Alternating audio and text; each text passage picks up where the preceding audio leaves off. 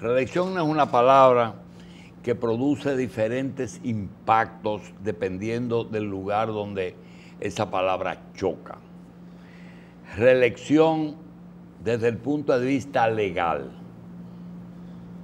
Posibilidades de reelegirse un presidente desde el poder con una constitución a favor o con una constitución en contra. Balaguer indefinida. Después probamos prohibición de reelección, nunca jamás. Después intermitente, es decir, un periodo sí, otro no. Hemos probado de todo. Ahora está no reelección. Pero eso lo resuelve el Congreso, como lo ha resuelto de todos los gobiernos que hemos tenido después de Balaguer. Balaguer, Guzmán no la quiso, Salvador no pudo, Balaguer fanático de ella, Leonel la propuso, Hipólito la propuso y Danilo la propuso. Ahora estamos frente a una situación parecida y una cosa es lo legal, otra cosa es cómo lo ve la oposición. Ninguna oposición acepta una reelección, es comprensible, porque no es verdad que yo voy a competir con una gente que está en el poder con todos los recursos del poder. Ahora, hay también lo que se llama el olor a reelección, las posibilidades frente a la percepción. Yo quiero que de todo eso, un amigo, el licenciado Johnny Tejada, que es abogado, amigo de Máximo, que no quiso estar aquí, y que me hable de la posibilidad de una reelección en este momento para reelegir a Danilo Medina en el 2020. Si es posible, como está ahora, si es una modificación a través del Tribunal Constitucional o del Congreso, de la Asamblea, una modificación de la Constitución y además la percepción de si hay posibilidad de que el país se trague una reelección. Buenos días, doctor. Buenos días, Machi. Buenos días, Alonso, todo el panel realmente. Gracias de nuevo por extenderme la invitación. En relación a lo que es el cuestionamiento referente a la factibilidad o no de una repostulación del actual presidente de la República, eso no deja de ser posible. Lo fue durante mucho tiempo en el caso específico de Joaquín Balaguer, quien mantuvo una constitución abierta y partiendo de un principio jurídico constitucional de que todo lo que no está prohibido está permitido, Balaguer sencillamente se repostulaba. Esa constitución se mantuvo, era la denominada Constitución del 66.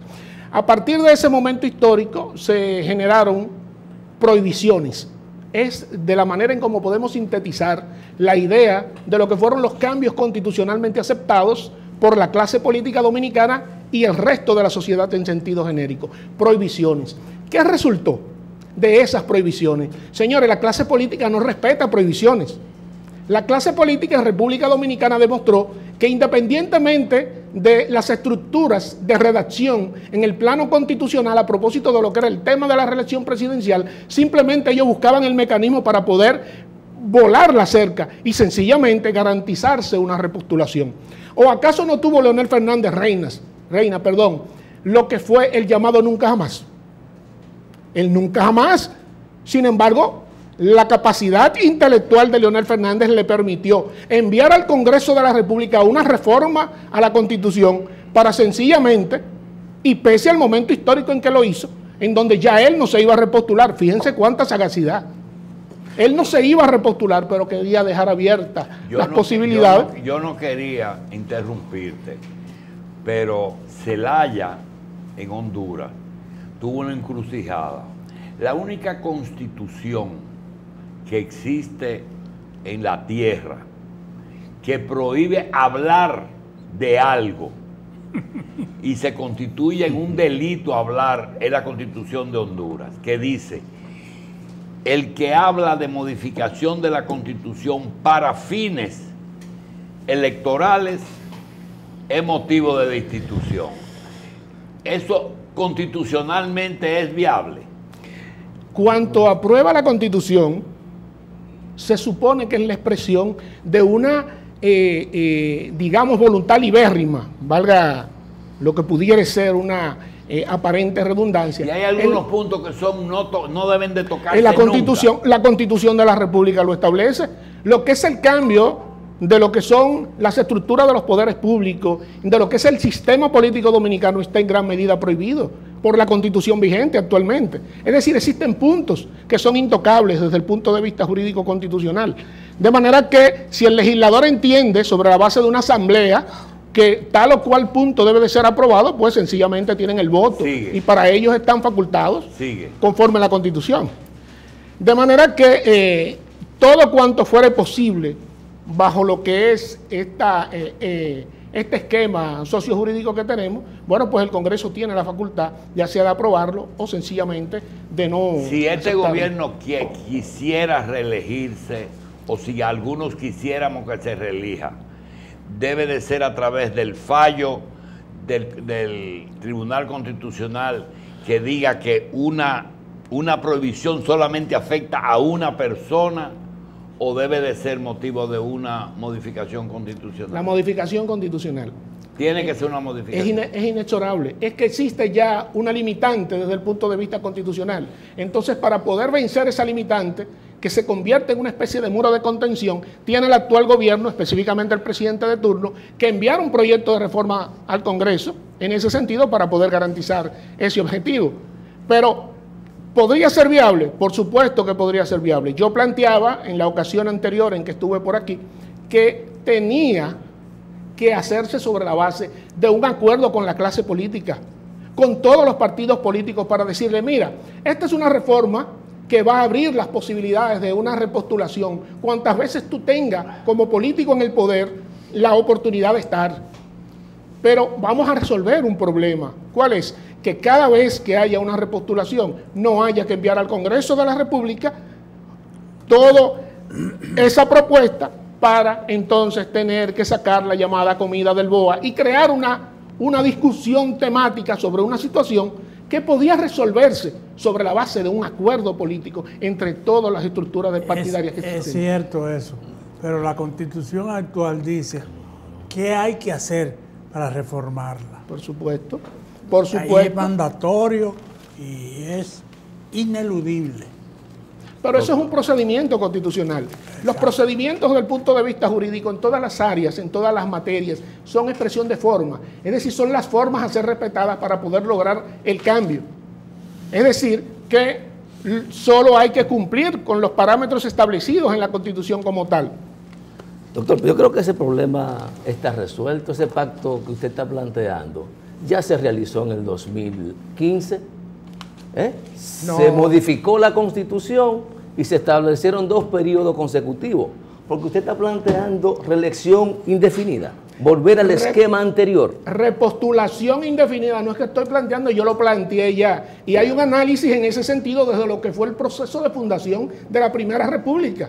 La sociedad dominicana es la expresión de una actitud reeleccionista. La cultura del pueblo dominicano ha demostrado ser reeleccionista. La de los dirigentes políticos lo han sido. Y yo te puedo poner el caso, o les puedo a todos poner el ejemplo, de Buenaventura Báez. Buenaventura Báez fue 5 veces presidente de la República. El primer presidente de la República, que fue Pedro Santana, en 1844, con la Constitución de ese año, se reeligió 3 veces. Y así sucesivamente, ¿cuántas veces estuvo Lilige en el poder? Con quien se cierra el ciclo histórico del siglo XIX. Y pasa a ser, en el siglo XX, Juan Isidro Jiménez Pereira, luego Horacio Vázquez, y así sucesivamente, y todos fueron reeleccionistas y fueron presidentes más de 2 y 3 veces. Justamente, doctor, a partir de esa experiencia histórica, y como no ha sido buena para la institucionalidad y el desarrollo del país, es que en la época moderna se ha establecido que 2 periodos constitucionales son suficientes para que un gobernante pueda iniciar un proceso de reestructuración y de ejecuciones desde el poder. Lo contrario sería volver a ese sistema que ya a finales del siglo pasado nos dio problemas. ¿Por qué? Porque cuando Balaguer intentó reelegirse por 3.ª vez consecutiva, fíjese lo que ocurrió, fíjese la situación que vivió el país. Entonces, muy bien, el que quiera instaurar nuevamente reelección indefinida, hay que respetar ese derecho. Ahora, por el bien de la institucionalidad, por el bien del país, al poder hay que ponerle límites en el ejercicio. Es que los límites existen y precisamente ese es uno de los problemas. Es que la clase política, como dije anteriormente, no respeta las prohibiciones. Entonces, ¿cuál es la expresión en ese sentido de mi propuesta? Una psicología inversa. Es una psicología inversa. Es decirte, mira, yo te pongo a ti la imposibilidad de que te repostules y tú como quiera mandas el proyecto al Congreso de la República, gastas un dineral en eso y al final de la jornada pierde el país. O no lo hizo Hipólito Mejía, en el 2002. ¿Qué hizo Hipólito Mejía en el 2002 con esa reforma constitucional? Le allanó el camino a Leonel Fernández. ¿Y qué hizo Leonel Fernández en ese sentido? 2004-2008, aprovechó la coyuntura política y a sabiendas... En el 94 cerraron el paso, creyendo que ayudaban a Peña, perjudicaron a Peña y le abrieron el paso al PLD. Sí, ciertamente. En el 96. Ciertamente, es decir, si tú haces una retrospectiva histórica, tomando como punto de partida la realidad sociopolítica de nuestro país, te vas a encontrar con el elemento más importante que yo tengo es el siguiente. Claro. En el 78 estaba indefinida, sin embargo el PRD avasalló a Balaguer. Pero yo lo puse de ejemplo eso la primera vez que estuve aquí. No solo a Balaguer, en el 78 el PRD saca a Balaguer del poder, pese a la existencia de una constitución abierta en ese sentido. ¿Y qué pasó con Hipólito Mejía? En el 2002, el pueblo simplemente lo sacó del poder. En el caso específico de Leonel Fernández, tenía 2 periodos.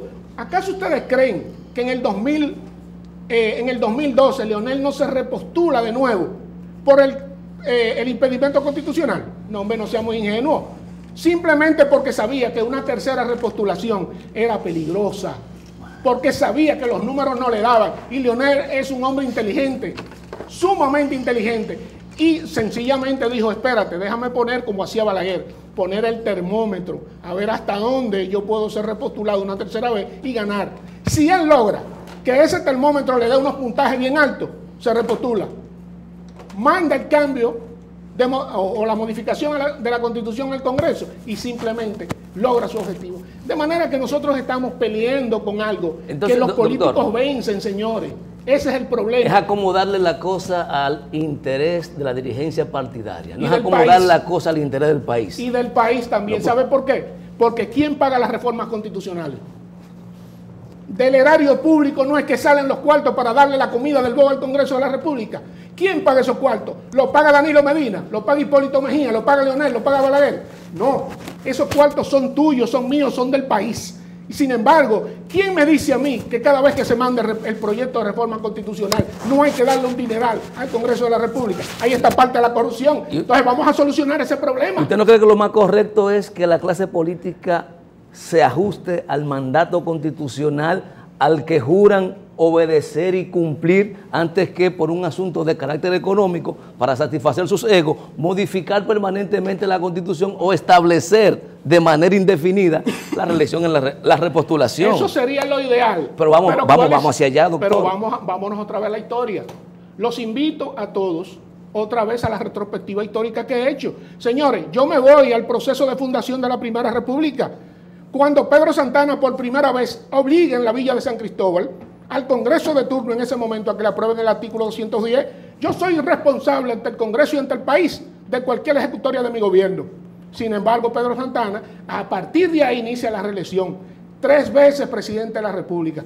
Su archienemigo político de toda una vida en el siglo XIX, ¿quién era? Buenaventura Báez. ¿Cuántas veces fue Buenaventura Báez presidente? 5 veces. Lili, ¿cuántas veces fue presidente? Y como decía ahorita, el 26 de julio de 1899 se cierra un ciclo histórico en materia de reelección, en materia político-electoral con Lili. Ya claro, tenemos termine, doctor, contándonos.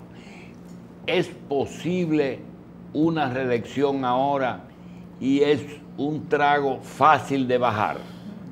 Bueno, posible siempre es.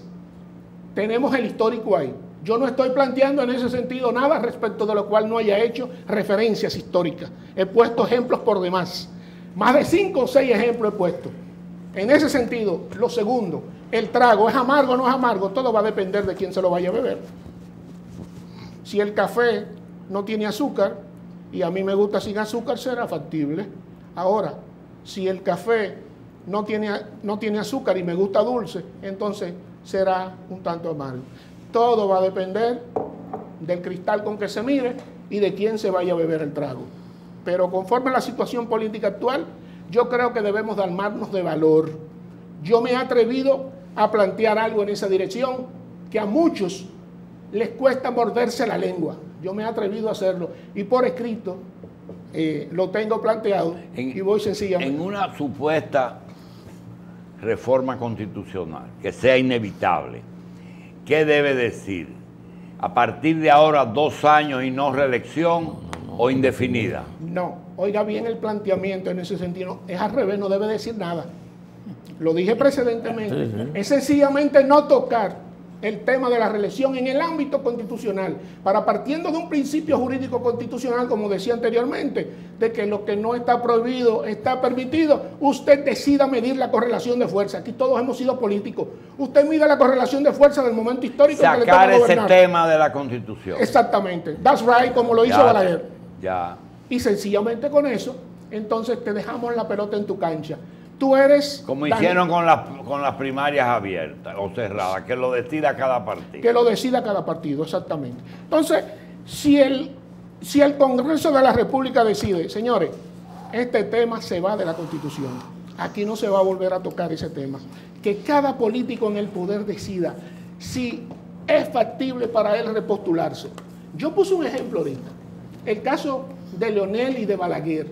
Balaguer se repostuló 3 veces, 66-70, el 74. 6 veces, ganó 6 elecciones. Él fue 6 veces presidente. Ganó 6 elecciones. Sí, pero nada más tuvo una interrupción. Exacto, de 8 años. De 8 años. Y ese es un periodo histórico que también analizo en mi propuesta. No es verdad, como se ha querido vender la idea, de que Jorge Blanco y Antonio Guzmán no eran reeleccionistas. Quien no era reeleccionista era Peña Gómez. Y por temor al líder del partido político que lo sostenía en el poder, ellos no se atrevieron a tocar ese tema. Entonces vamos a aclarar esto. Yo estoy de acuerdo con usted, y el 62% de la población también. Hay un 35% que sacó a Abinader y un poquito más que no están de acuerdo. Entonces vamos a seguir hablando. ¿Usted cree que se va a seguir tratando el tema de reelección? Yo pienso que sí, porque esto tiene que tener un punto final. Y les voy a decir algo en esa dirección. Ese no deja de ser una propuesta que coyunturalmente favorece a unos y los perjudica. Es decir, que aparentemente perjudica a los que hoy están en la oposición. Pero ¿y si mañana? ¿Y si mañana Luis Abinader es presidente de la República? Y quiere seguir. Y quiere seguir. Y si Leonel Fernández vuelve y quiere seguir, como ya se ve que es reeleccionista. Es decir, que esta propuesta a todos los miembros de la clase política, al final de la jornada, si la analizan concienzudamente, se van a dar cuenta que es un plato dulce para ellos. Entonces, lo que se oponen son los malos gobernantes o los que no tienen posibilidad. Doctor Johnny Tejada, abogado, gracias por estar con nosotros. Gracias y de reelección se va a hablar mucho. Sí, gracias a ustedes por invitarnos nueva vez.